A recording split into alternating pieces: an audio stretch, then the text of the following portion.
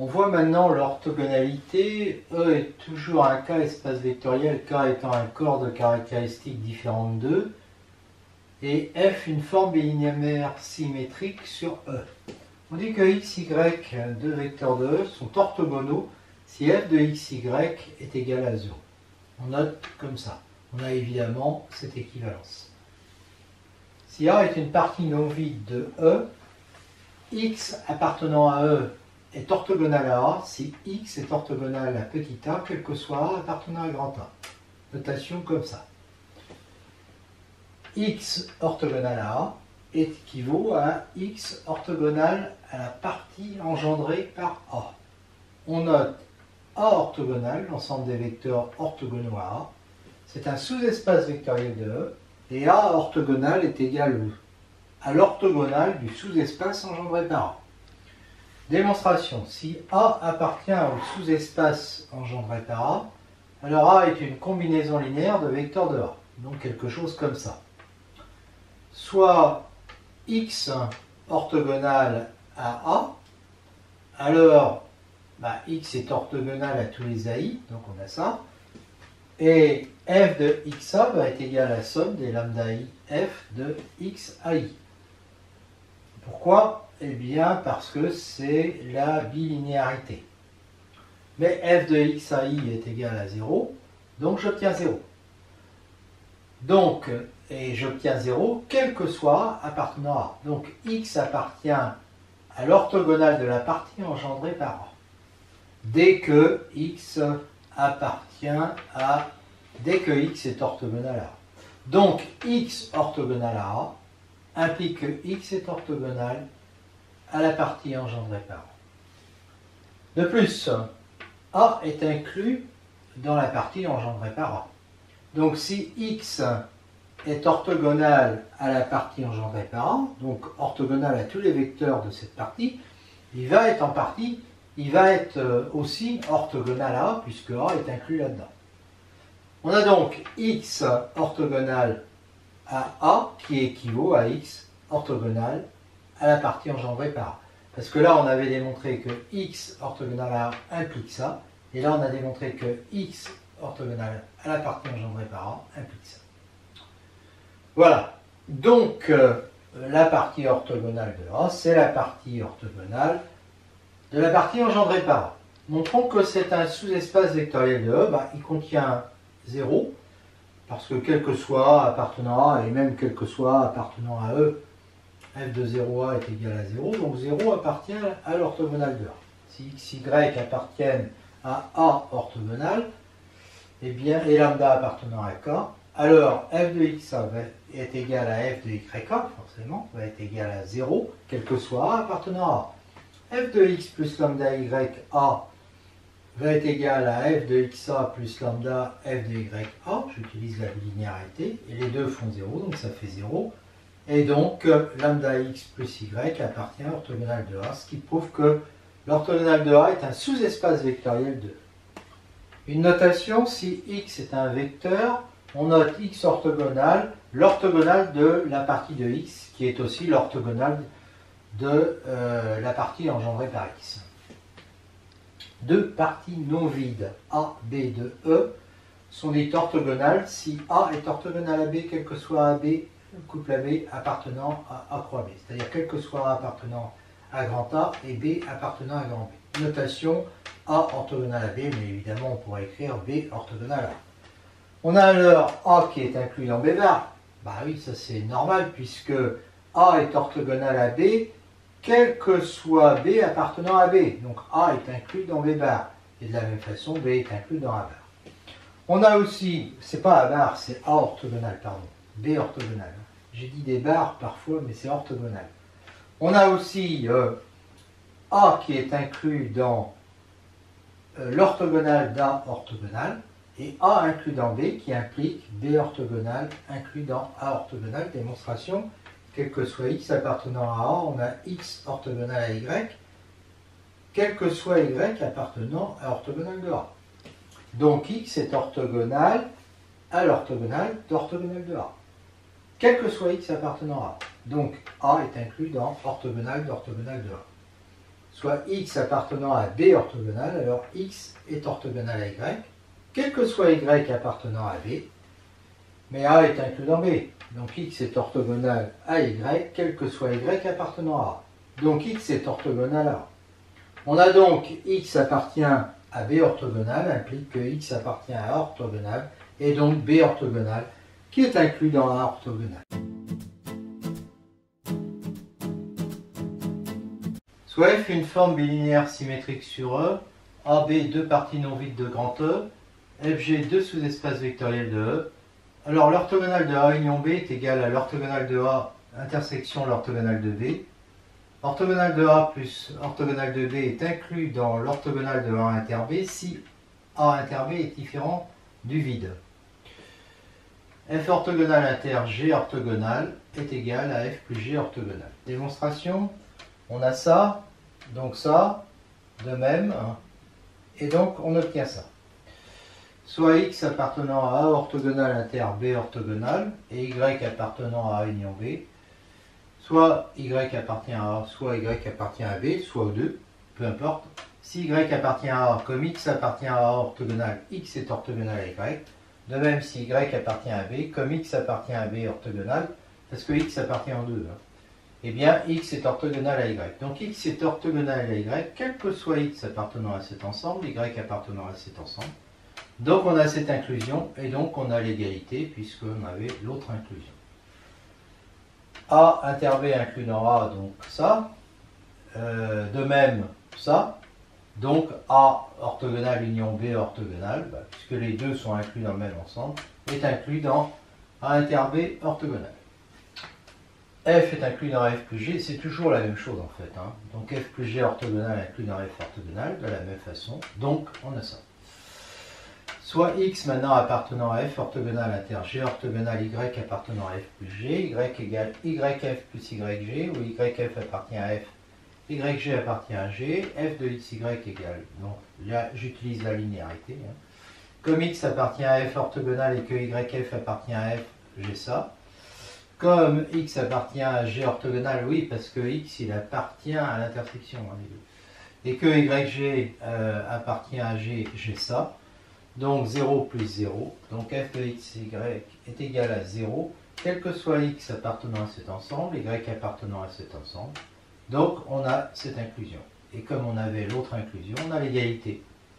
Définition, si f, g sont deux sous-espaces de E, et f une forme bilinéaire symétrique sur E, f et g sont dits totalement orthogonaux si f est égal à g orthogonal et g égale f orthogonal. Attention, une seule des deux égalités n'implique pas forcément l'autre quand on est en dimension infinie, c'est pas automatique, on verra un exemple.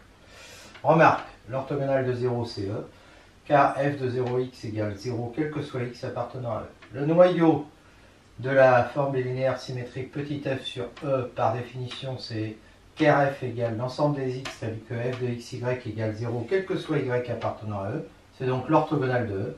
Il se peut qu'il soit différent de 0 si f est dégénéré. Morphisme f chapeau associé à la forme bilinéaire symétrique f. Si x appartenant à E, on note fx, l'application de E vers K qui a y appartenant à E associe f de xy appartenant à K. Elle est linéaire. On va montrer qu'elle est linéaire. Donc fx appartient à E étoile. F chapeau, c'est l'application de E vers E étoile qui a x associe fx. Donc, quel que soit xy appartenant à E, f chapeau de x c'est fx de y, donc c'est f de xy. On va montrer qu'elle est linéaire. Démonstration. X, y, z appartenant à E, lambda appartenant à K, fx de lambda y plus z c'est ça. Donc par linéarité de f ça fait ça. Et donc ça fait lambda fx de y plus fx de z. Donc fx est linéaire. Donc appartient à E étoile puisqu'on arrive dans K. F chapeau de lambda y plus z en x, c'est ça. D'accord? J'utilise cette formule. Donc ça fait linéarité de f, ça fait ça. Donc ça fait lambda f chapeau y en x plus f chapeau de z en x, quel que soit x appartenant à E. On a ça qui est égal à ça. Donc f chapeau de lambda y plus z est égal à lambda f chapeau de y plus f chapeau de z, ce qui donne la linéarité de f chapeau. On peut faire le lien entre les formes bilinéaires symétriques et la dualité. F étant une forme bilinéaire symétrique sur le K espace vectoriel grand E, xy appartenant à E, x est orthogonal à y, si et seulement si f de xy égale 0, ce qui équivaut à dire fx en y égale 0. Fx est une forme linéaire, donc elle appartient à E étoile, et ça revient à dire qu'elle est orthogonale au vecteur y qui appartient à E pour la dualité dans E. Si A est une partie non vide de E et que x appartient à E, dire que x est orthogonal à A, ça équivaut à dire que f de xy égale 0, quel que soit y appartient à A, ce qui équivaut à dire que fx de y égale 0, quel que soit y appartenant à A, ce qui équivaut à dire que fx appartient à A orthogonal du point de vue de la dualité. Donc en fait, x appartient à A orthogonal du point de vue des formes bilinéaires symétriques, ça équivaut à dire que la forme linéaire fx appartient à l'orthogonale de A orthogonale, je l'avais appelé, pour la dualité. Maintenant, un exemple où l'orthogonale de E est différent du vecteur nul, un exemple en dimension finie avec R2 muni de sa base canonique que je vais appeler E1, E2. E1, E2. Eh bien, F de E croix E vers R, qui a au vecteur U de coordonnées x, y de R2 et U' de coordonnées x', y' de R2, associe ça. Donc, si j'appelle U le vecteur colonne et U' le vecteur colonne, ça nous fait TU, cette matrice-là, U', et donc j'ai bien une forme bilinéaire symétrique. E orthogonale, c'est l'ensemble des vecteurs U, tel que vecteur U est orthogonal à vecteur U', quel que soit vecteur U' appartenant à E. Donc ici, ça nous fait ça. Eh bien, j'arrange un petit peu cette écriture, je factorise x', donc j'ai x plus 2y x', et je factorise y', 2y', même, comme ça me fait 2y plus x, et donc j'obtiens ça. Et bien si je veux avoir ça égal à 0, quel que soit U', c'est-à-dire quel que soit x' et y', et bien c'est équivalent à dire que ça c'est égal à 0, donc le vecteur U est de la forme de moins 1, en fait que ça équivaut à dire que le vecteur appartient à la droite vectorielle de l'équation x plus 2y égale 0. Donc c'est la droite engendrée par le vecteur U de coordonnées 2, moins 1. Et donc E orthogonal est égal à cette droite et donc n'est pas réduit au vecteur nul. Enfin, je remarque que FU en U' est égal à F de U'. Eh bien, ça va être égal XX'. X' c'est quoi? C'est la première coordonnée de U'. Ça correspond à E1 étoile de U'. Et la deuxième coordonnée Y', c'est E2 étoile de U'. Donc ça fait x1 étoile de U' plus 4y2 étoile de U' plus 2x E2 étoile de U' plus 2y E1 étoile de U'. Et ça me fait x, alors x1 étoile, x1 étoile, en E1 étoile j'ai x plus 2y, et puis en E2 étoile j'ai 2 E2 étoile facteur de x plus 2y aussi.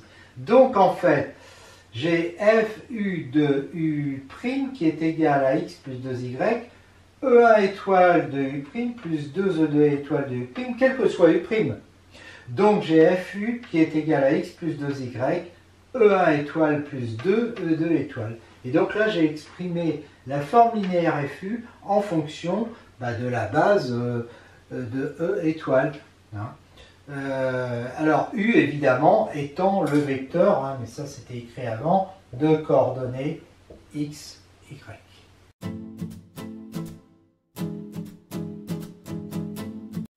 Soit F une forme bilinéaire symétrique sur l'espace vectoriel grand E. Alors le noyau de F chapeau, c'est l'ensemble des x appartenant à E tel que fx égale 0, donc l'ensemble des x appartenant à E tel que f de xy est égal à 0, quel que soit y appartenant à E. C'est donc l'orthogonale de E, c'est-à-dire le noyau de F. On dit que F est non dégénéré si ce noyau est réduit à 0, c'est-à-dire si et seulement si F chapeau est injectif. On avait vu que F chapeau était un morphisme. On dit que x appartient à E est isotrope pour f si phi de x est égal à 0. Je rappelle que phi c'est la forme quadratique associée à f. 0 est évidemment isotrope puisque phi de 0 est égal à f de 0, 0 égale 0. On dit qu'un sous-espace vectoriel grand F de E, un sous-espace non réduit au vecteur nul, est isotrope s'il existe x appartenant à f moins 0, orthogonal à tout y appartenant à f, c'est-à-dire x appartient à f orthogonal. Donc f est isotrope si et seulement si f inter f orthogonal est différent de 0. Bon, parce que de toute façon, si f était égal à 0, l'orthogonale de 0 c'est E, et donc ça ferait f inter E est égal à 0. Donc on voit bien que ça ne marche pas non plus. On dit que f est défini si 0, alors quand je dis 0, là c'est toujours le 0 de E, vecteur nul. Et le seul vecteur isotrope, donc x appartient à E, phi de x égale 0 équivaut à x égale 0. Dans ce cas-là, on dit que f est défini. Si f est défini, alors f est non dégénéré. Démonstration, eh bien on va supposer le contraire, c'est-à-dire que f serait dégénéré, il existerait x dit non nul, tel que f de xy serait égal à 0, quel que soit y appartenant à E. Donc en particulier pour y égale x, on aurait f de xx égale 0, c'est-à-dire phi de x égale 0. Mais comme elle est définie, à ce moment-là, on a x égale 0 qui est en contradiction avec ça. Donc on a bien f défini implique f non dégénéré. La réciproque est fausse. Exemple, pour E égale R2, si je prends la forme quadratique x2 moins y2, donc j'ai un polynôme de degré 2 qui est homogène. Donc si j'appelle xy les coordonnées de U, là sa polaire est définie, donc règle du dédoublement par ça, ce qui correspond à cette matrice-là. Et donc elle est non dégénérée parce que si j'écris xx' moins yy' égale 0, quel que soit le vecteur U' de coordonnées x', y', eh bien si ça, pour que ça soit vrai, quel que soit x', y', c'est que x est égal à y est égal à 0. D'accord?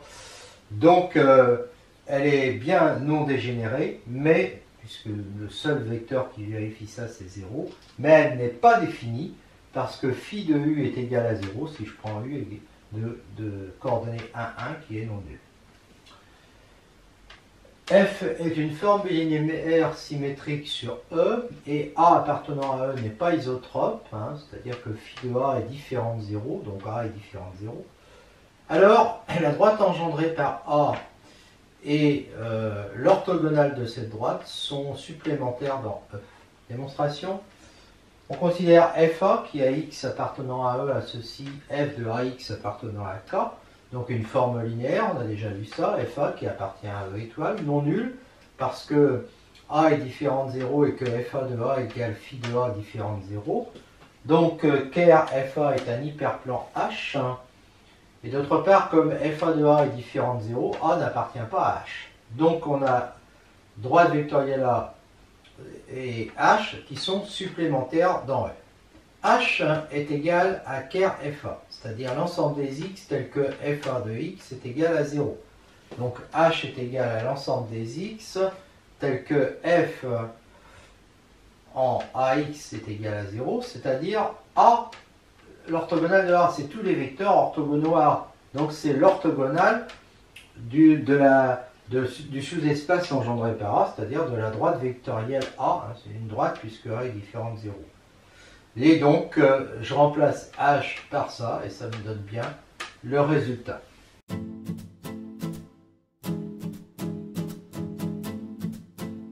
Cas de la dimension finie. F est une forme bilinéaire symétrique sur l'espace vectoriel E de dimension n supérieure ou égale à 1. Alors, F est non dégénéré si et seulement si ker de F chapeau est égal à 0. Ça, on l'a déjà vu. Mais ça, F chapeau, c'est un morphisme de E vers E étoile. Ça équivaut à dire qu'il est injectif. De E vers E étoile. Mais la dimension de E étoile est égale à la dimension de E est égale à n.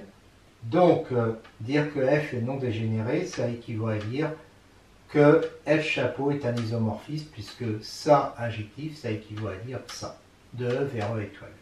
Donc, quel que soit phi appartenant à E étoile, il va exister un unique x appartenant à E, tel que phi égale f chapeau de x, c'est-à-dire fx, La forme linéaire qui a y appartenant à E associe f de xy appartenant à k.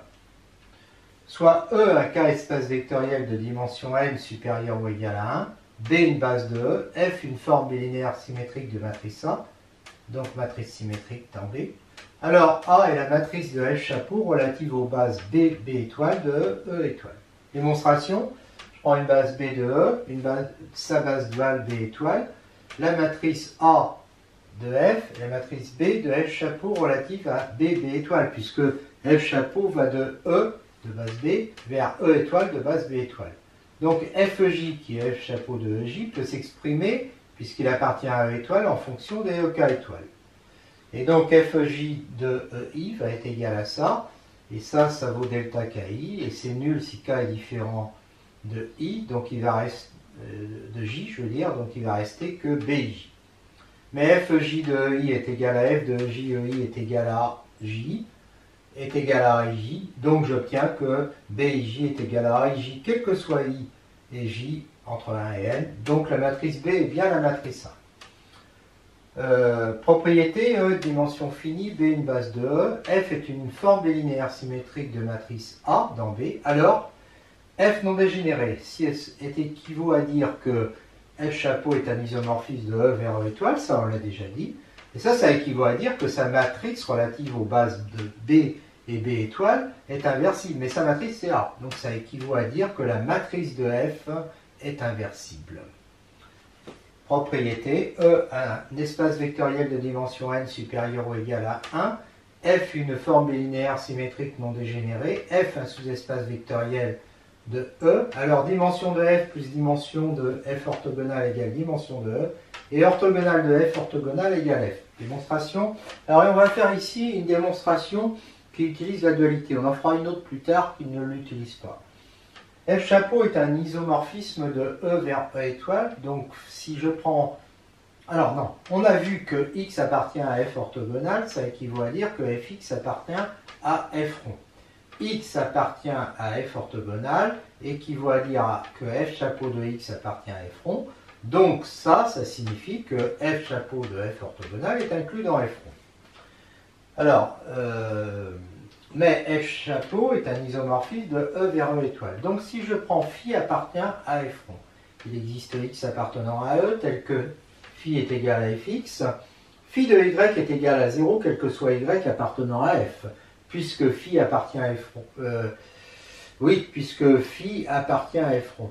Donc, fx de y est égal à 0, quel que soit y appartenant à f. Donc, ça veut dire que x appartient à f orthogonale. Donc, le phi, c'est un f chapeau de x avec x qui appartient à f orthogonale. Et ça, c'est vrai à chaque fois que je prends phi dans f rond. Ça veut dire que f rond est inclus dans F chapeau de F orthogonale. Donc, j'ai cette inclusion, j'ai celle-là, donc j'ai l'égalité F chapeau de F orthogonale et F rond, égale F rond. Mais la dimension...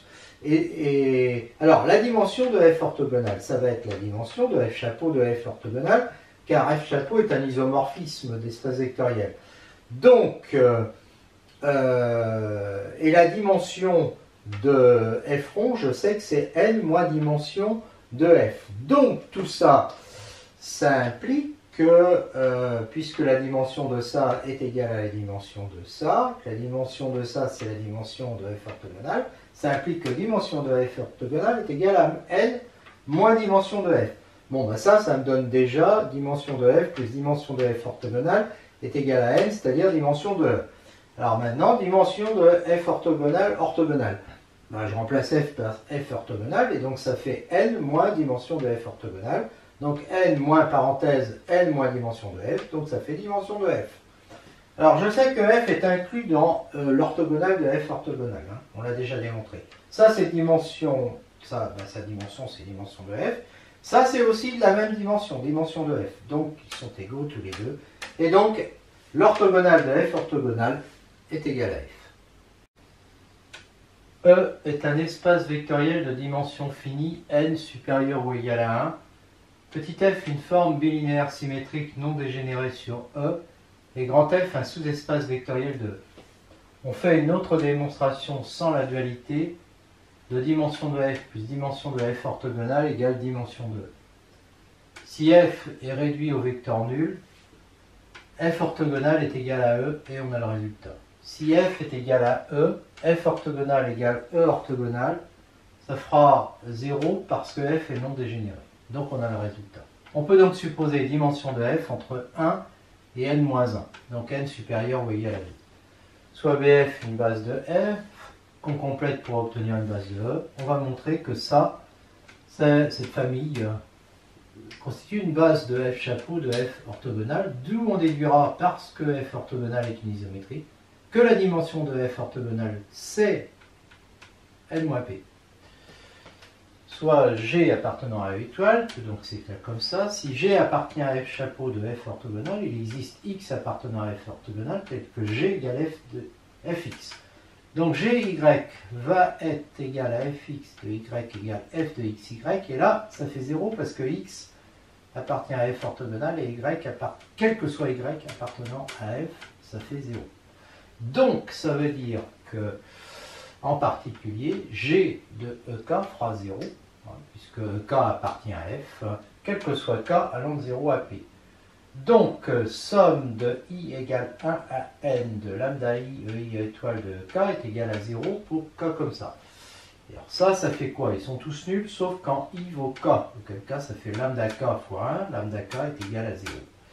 Donc G s'écrit comme ça, et donc G qui appartenait à ça, s'écrit comme ça, donc appartient à ce sous-espace engendré par cela, et donc on a cette inclusion. Soit G maintenant appartenant à ce sous-espace, donc il s'écrit comme ça.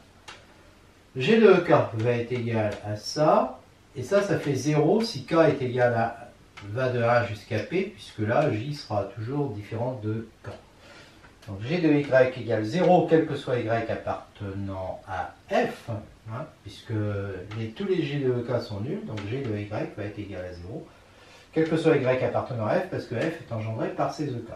Donc il existe x, alors, non, pas donc, il existe x appartenant à e, tel que G égale fx, car f chapeau est une isométrie est un isomorphisme de e vers e étoile.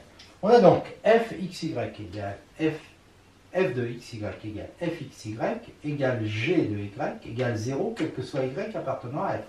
Donc x appartient à f orthogonale. D'accord? Donc ça veut dire, puisque G est un f chapeau de x, ça veut dire que, voilà, il va appartenir donc à f chapeau de f orthogonale.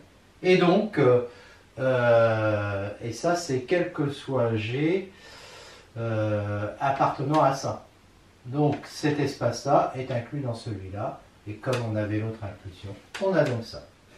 Et ça, c'est de dimension n-p. Et comme f chapeau est un isomorphisme, et bien ça veut dire que la dimension de f orthogonale est aussi égale à n-p. E de dimension n supérieure ou égale à 1, f une forme bilinéaire symétrique non dégénérée, fg deux sous-espaces vectoriels de E, alors on a ça. Démonstration, dimension de f égale p, dimension de g égale q, on a déjà vu qu'on avait cette inclusion, et moi en fait je veux démontrer ça. Alors, on a vu aussi ça, d'accord? Dimension de f orthogonale à terre g orthogonale, c'est n moins dimension de... Donc, oui, dimension de f orthogonale à terre g orthogonale, c'est la dimension de ça. Donc, c'est n moins dimension de f plus g. Dimension de f plus g, c'est p plus q moins dimension de f inter g. Dimension de f orthogonale plus g orthogonale, c'est a plus b, quoi. Donc, c'est dimension de a plus b moins dimension de l'intersection. Dimension de f orthogonale plus g orthogonale va donc être égal, ça c'est n-p, ça c'est n-q, et ça, c'est ça. Donc quand je l'enlève, ça fait moins n plus p plus q moins dimension de f plus g. On simplifie, ça fait ça. Donc ça fait ça. Alors, j'ai donc cet espace-là qui a la même dimension que celui-là. Mais comme on avait ça qui était inclus dans ça, on en déduit qu'ils sont égaux. Donc, f orthogonale plus g orthogonale est égal à l'orthogonale de f inter g.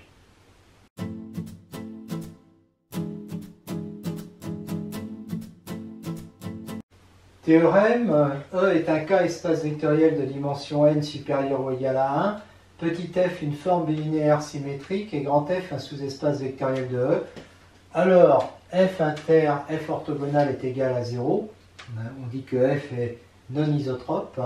Si et seulement si, f, la restriction de petit f à grand F est non générée. Si et seulement si, f, somme directe, f orthogonal est égal à E. Donc il faut démontrer ces deux équivalences. En particulier, on déduit de ça que si f est non dégénéré, alors évidemment sa restriction à grand F ne va pas être dégénérée, et donc on aura ça, quel que soit le sous-espace vectoriel grand F de E. Donc démonstration, f inter f orthogonal, c'est l'ensemble des x appartenant à f, vérifiant f de x, y égale 0, quel que soit y appartenant à f. Donc c'est dire ça, c'est exactement donc dire ça.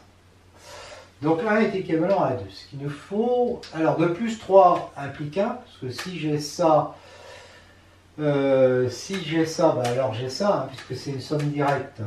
Donc l'intersection est réduite à 0, donc il n'y a plus qu'à démontrer que 2 implique 3. Donc j'appelle G égale la restriction de petit f à grand F, c'est une forme bilinéaire symétrique non dégénérée sur f, ce sont mes hypothèses. Donc G chapeau est un isomorphisme de f vers f étoile. Je prends x appartenant à E.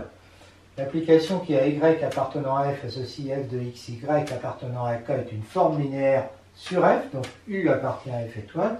Mais G chapeau est un isomorphisme parce qu'on a supposé que G n'était pas dégénéré. Donc il existe x' appartenant à f, tel que U est égal à G chapeau en x'. Alors quel que soit y appartenant à f, UY est égal à Gx' de y égale Gx' de y. Donc f, alors ça c'est f de xy, va donc être égal à f de x' y, quel que soit y appartenant à f. Donc f de x moins x' y est égal à 0, quel que soit y appartenant à f. Donc x moins x' appartient à f chapeau. Donc il existe y' f orthogonal. Donc il existe y' appartenant à f orthogonal tel que x moins x' égale y'. Donc x égale x' plus y' appartient à f plus f orthogonal. Donc E est égal à f plus f orthogonal. F inter f orthogonal, c'est l'ensemble des x appartenant à f tel que, parce qu'il faut appartenir à f, tel que f de xy égale 0, quel que soit y appartenant à f orthogonal. Donc c'est l'ensemble des x appartenant à f tel que g de xy, puisque les deux sont dans y, je peux remplacer g par f. G de xy égale 0, quel que soit y appartenant à f, donc c'est 0, car g n'est pas dégénéré.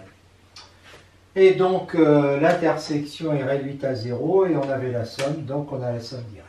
Propriété, si E est de dimension n supérieure ou égale à 1 et que f est une forme bilinéaire symétrique, alors elle est définie si et seulement si on a E est la somme directe de grand F et f orthogonal, quel que soit le sous-espace vectoriel f de E. Démonstration, dans un sens c'est évident, f est défini donc non dégénéré, donc ça c'est automatique.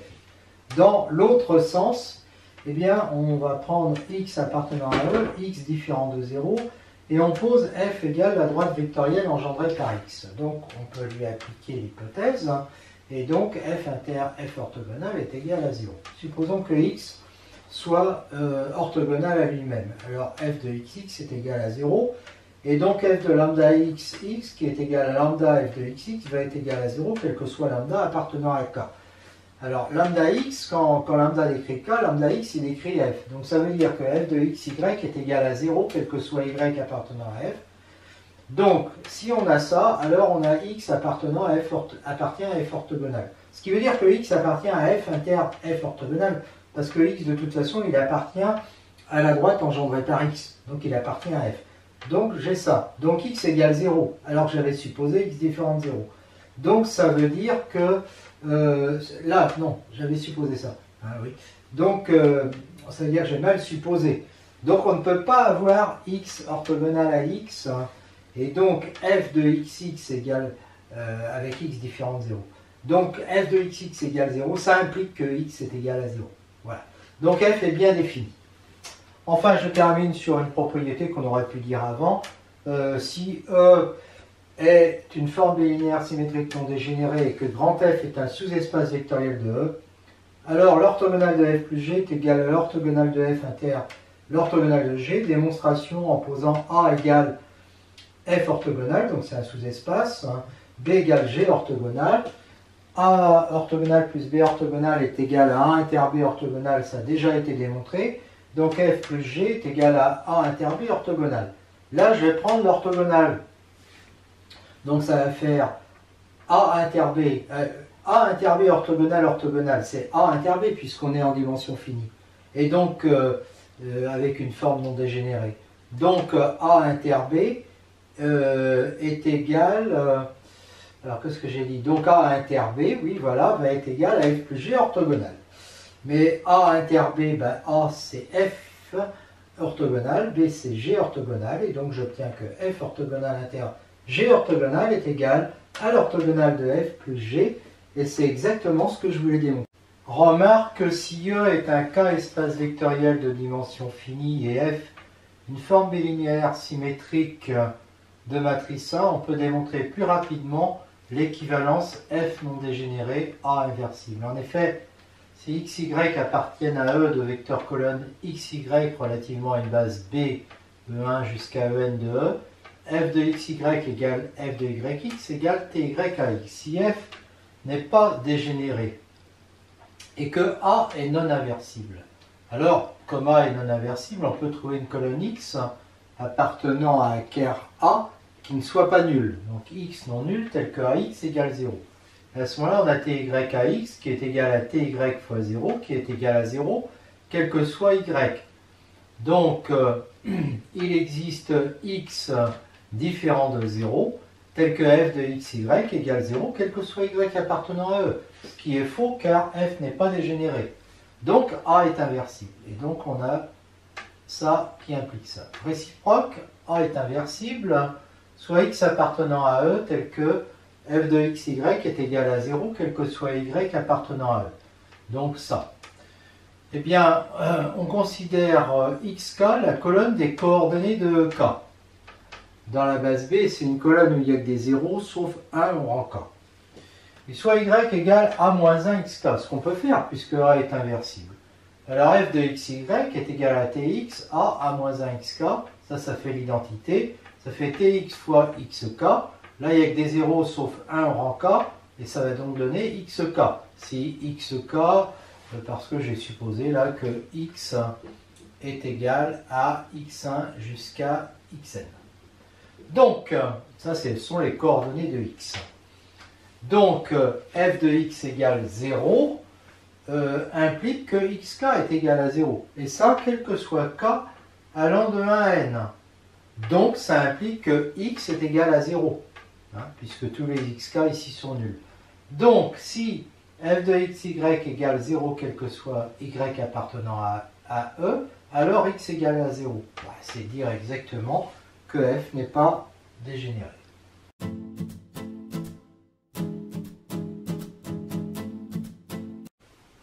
Exemple et contre-exemple en dimension infinie ou en dimension finie, dégénéré ou non dégénéré.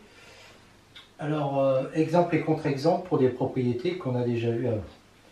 Alors tout d'abord, il existe des formes bilinéaires symétriques non dégénérées, même définies positives, en dimension infinie. C'est le cas de l'application petit f qui a deux polynômes. Donc si je prends E égale R de x, qui a deux polynômes, associe cette intégrale. Bon, elle est évidemment linéaire par rapport à P et par rapport à Q, symétrique parce que P fois Q égale Q fois P. Donc c'est une forme linéaire symétrique évidente. Elle est définie positive parce que f de P est égal à somme de 0 à 1 de P de T carré, c'est positif. Et c'est nul, compte tenu de la continuité de P, si et seulement si P de T égale 0 sur 0,1.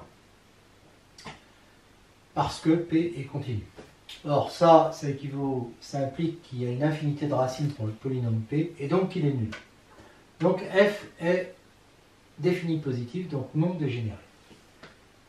Si E est égal à R de x, toujours, donc en dimension infinie, cette fois-ci en prenant f qui a PQ fait correspondre P' de 0, Q' de 0, le produit des dérivés en 0. C'est une forme bilinéaire symétrique, la symétrie est évidente, P', Q' égale Q', P'. la linéarité de la dérivation fait que c'est une forme de linéaire symétrique. Alors pourquoi est-elle dégénérée? Par exemple, si je prends p égale x2, sa dérivée étant nulle, je vais avoir ça qui sera égal à 0, quel que soit le polynôme q. Donc fpq est égal à 0, quel que soit q appartenant à e, donc elle est dégénérée. L'ensemble E orthogonal, c'est l'ensemble des polynômes tels que P' de 0 est égal à 0. Pourquoi? Parce que si P' de 0 est égal à 0, P' de 0, Q' de 0 égale 0, quel que soit Q appartenant à R de X. Et sinon, si P' de 0 est différent de 0, F de PP, lui, ne va pas être nul. D'accord? Donc, E orthogonal, c'est exactement ça. Et donc, évidemment, un des polynômes qui vérifie ça, il y en a plein, hein, il y en a une infinité, et E orthogonal n'est donc pas égal, pas réduit à 0. C'est le cas, par exemple, de x carré qui appartient. Si P0 est égal à x, l'orthogonale de la droite engendrée par P0, c'est l'ensemble des polynômes vérifiant P'0 fois, alors la dérivée de P0 c'est 1, égale 0. Donc c'est exactement E orthogonal. Et par contre, si je prends P0 égale x2, eh bien on a vu que P0 orthogonal c'était E. Pas la même chose. D'accord? Parce que E n'est pas évidemment égal à E orthogonal. Il y a des polynômes qui n'ont pas la dérivée nulle en 0. Voilà. On remarque aussi ici que si je prends P0 orthogonal, ça fait E orthogonal. C'est-à-dire l'ensemble des P tels que P' de 0 est égal à 0. Donc c'est différent de cette droite-là. En effet, si je prends x cube, il appartient à E orthogonal, et pourtant ce n'est pas un multiple de P0. Voilà. Il appartient à E orthogonal puisque sa dérivée est nulle en 0, et il n'est pas de la forme lambda x carré. Prenons maintenant le cas de la dimension finie. E égale r au carré.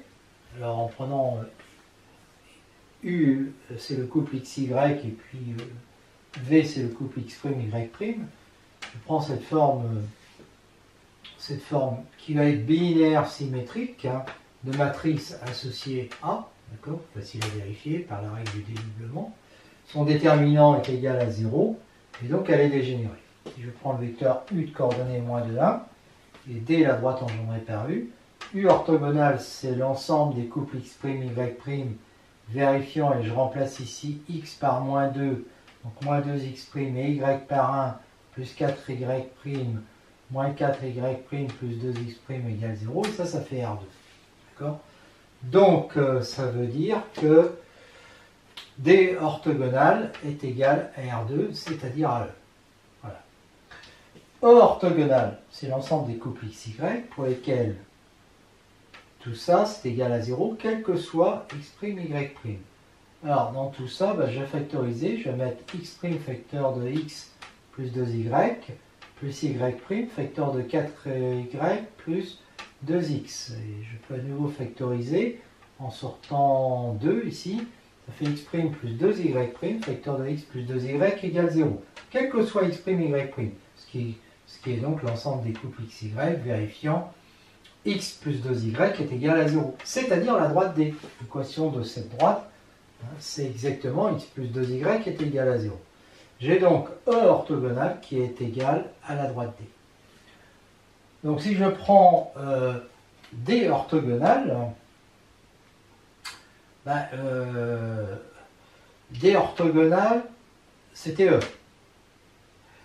D orthogonal, ça va donc être E orthogonal. Et E orthogonal, je viens de voir que c'est D. D'accord? Donc là, j'ai bien l'orthogonal de D qui est égal à D. Voilà. Si je prends U égale le vecteur 1, 0, delta, la droite engendrée par U, delta orthogonal va être égal à l'ensemble des couples x', y'. Je vous laisse vérifier. Hein. Tel que x' plus 2y' égale 0, c'est la droite D. D'accord? Donc là, delta orthogonal, ça va être D orthogonal, c'est-à-dire E. Alors là, pour le coup, c'est différent de delta. D'accord? Bon. Et par contre, on a bien delta somme directe, delta orthogonal, parce que delta orthogonal, c'est la droite D. Hein, D3. Et cette droite D D c'est celle-là, engendrée par moins de 1, et cette droite engendrée par 1, 0, ben, ce sont deux droites vectorielles dont la somme directe est égale au plan R2. Donc j'ai bien delta, somme directe D, qui est égale à E. Donc ici j'ai bien delta, somme directe delta orthogonale, qui est égale à E.